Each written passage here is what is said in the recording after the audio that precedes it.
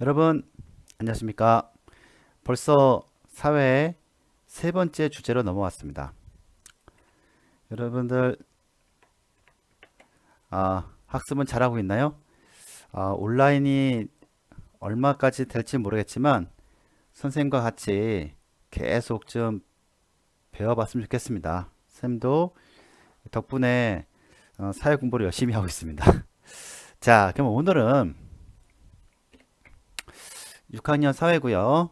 국민 주권의 의미를 알아봅시다. 15차시고요. 교과서는 51쪽, 52, 3쪽을 한번 펴주세요.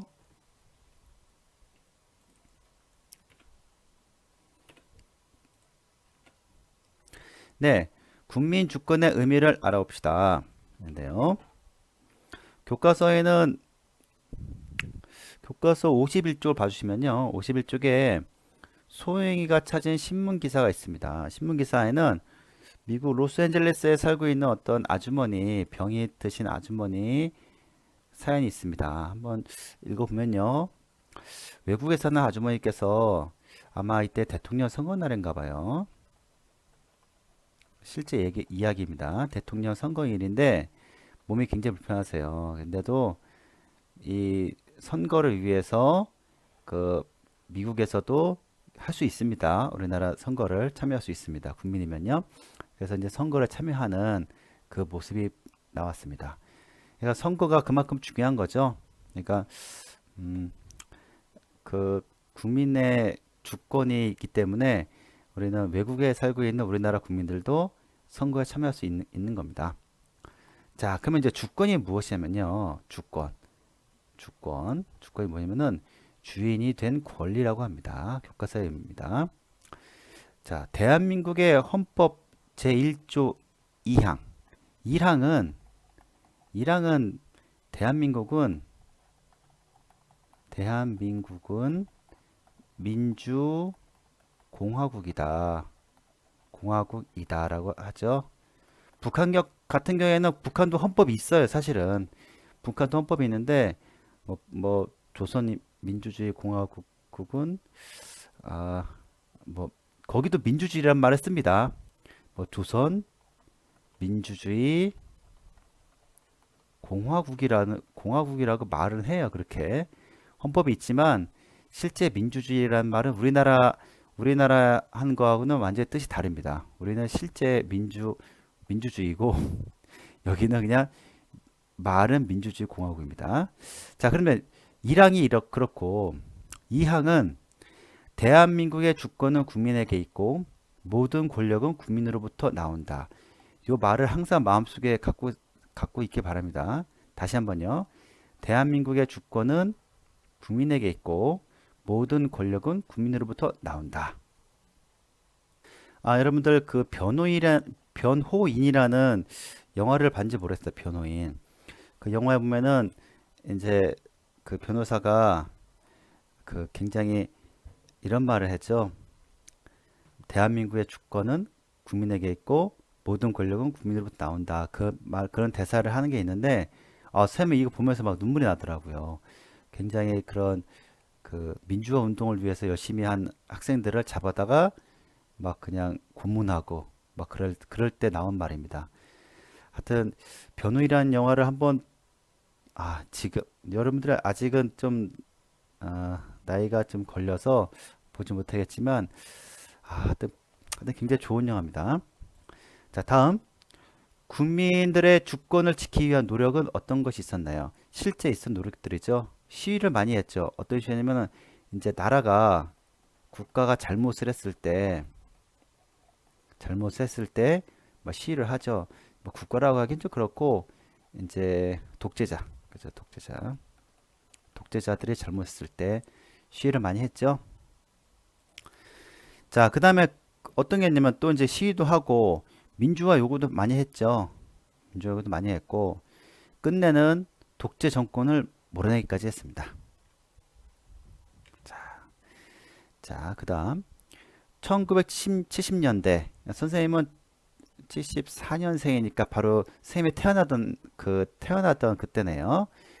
1970년대에는 박정희 대통령 분이 이제 대통령이셨어요. 지금이야 돌아가셨지만 이때 이제 유신헌법이라는데 이게 뭐냐면은 계속 대통령 하는 거예요. 계속 대통령이 할 수 있다. 그게 바로 유신헌법입니다. 저번에 한번 쌤이 이거 설명한 것 같아요. 자, 그러면은 유신헌법에는 어떤 내용이 있는지 한번 알아볼까요? 긴급 조치를 했어요. 이 긴급 조치가 뭐냐면은 데모하는 사람들을 데모 못하게 하는 겁니다. 이때 이제 유신헌법 되니까 이게 무슨 나라냐 무슨 막 데모를 많이 했죠. 그래서 이제 긴급 조치가 발동되었고 언론과 집회가 금지됐습니다. 우리 저번 시간에 그 집회의 자유에 대해서 배웠죠. 자유도 있는 거고 그다음에 언론이란 것은 언론사들이 이제 말과 그런 말과 글을 제대로 이제 표현을 못하는 거예요. 이런 것이 금지가 됐고 또 이제 데모만 좀 했던 사람들은 죄 없는 사람들을 모두 감옥에 보냈어요. 보내고 막 고문하고 막 죽게 하고 그랬죠. 그러니까 이 대통령 이때 국민 주권이 없었죠, 그렇죠? 없었죠. 없을 시절입니다. 자, 그래서 국민 주권을 이제 지키기 위해서 우리가 이제 어떤 노력을 해야 되냐면요. 정치에 관심을 좀 가져야 됩니다. 두 번째는 국민으로서 권리와 의무를 다해야 합니다. 그다음에 선거를 꼭 해야겠죠. 그렇죠? 선거 꼭 해야겠죠. 네, 그래서 그 선생님이 생각하는 그 민주주의라는 게 있어요. 선생님이 생각하는 민주주의. 뭐 교과서에 물론 있는 얘기지만 자, 민주주의란 것이 우리는 이제 불완전한 제도라고 이제 흔히들 얘기를 해요. 조금 이제 지식인들 좀 배웠다는 분들은 항상 이 말 합니다. 여러분들도 조금 이제 어느 정도 내가 이제 사회도 알고 내가 책도 많이 보고 공부도 좀 했다 하는 사람들은 꼭 이런 말해요. 민주주의 이거 문제 많아. 그런 말 꼭 하죠. 할 수밖에 없습니다. 자, 근데 이 민주주의란 것이 과연 우리가 불완전한 제도일까? 그 지식인들이 얘기하는 뭐 선생님 포함. 근데 이제 교과서에는 이런 말이 나와요. 선생님 생각을 했지만 사실 교과서에도 이런 말 나옵니다. 자, 민주주의는 최선이 아니라 최악을 예방한다 합니다. 이거 선생님 만들어낸 말이네요. 왜 그러냐면은 우리가 아까 전에 여기 1910년대 얘기를 했죠. 박정희 대통령, 그렇죠? 무신헌법 해가지고서 이런 독재자를 막는 것이 민주주의라 합니다. 그러니까 우리 이런 말이 있죠.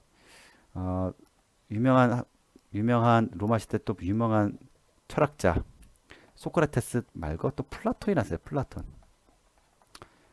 플라톤이라는 유명한 철학자가 있었어요. 이 사람은 이런 말을 해요. 차라리 훌륭한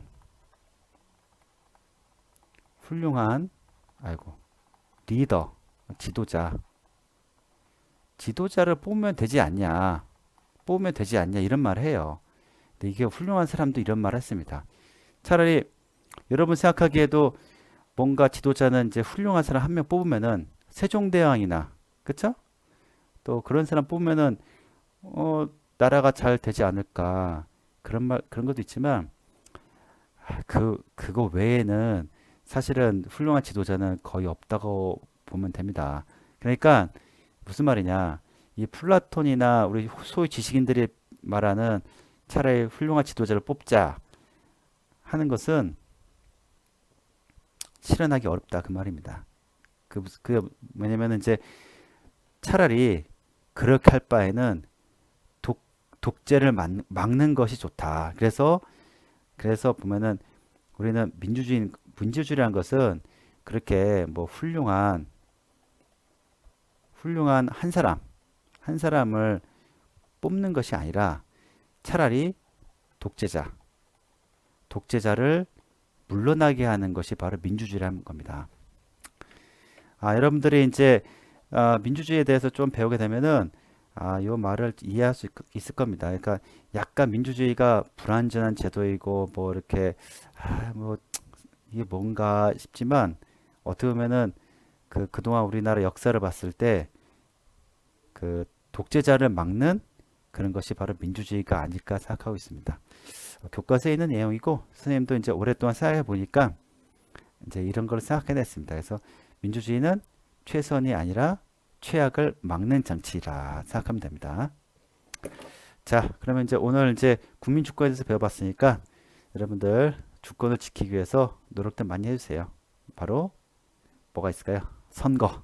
여러분들 아직 선거권 없지만 나중에 선거권 있으면은 선거 선생님도 선거 개표를 해봤습니다. 개표해봤는데 아침에 아침부터 가서 있는데 여러분들 한 7시부터만 선거를 할 수 있어요. 그러니까 어디 놀러 가고 싶더라도 선거하고 놀러 가면 되겠죠. 여러분들이 어른이 됐을 때. 자, 그러면은 자, 그때 선거를 하기를 약속합니다. 네, 여러분 다음에 또 봐요. 감사합니다.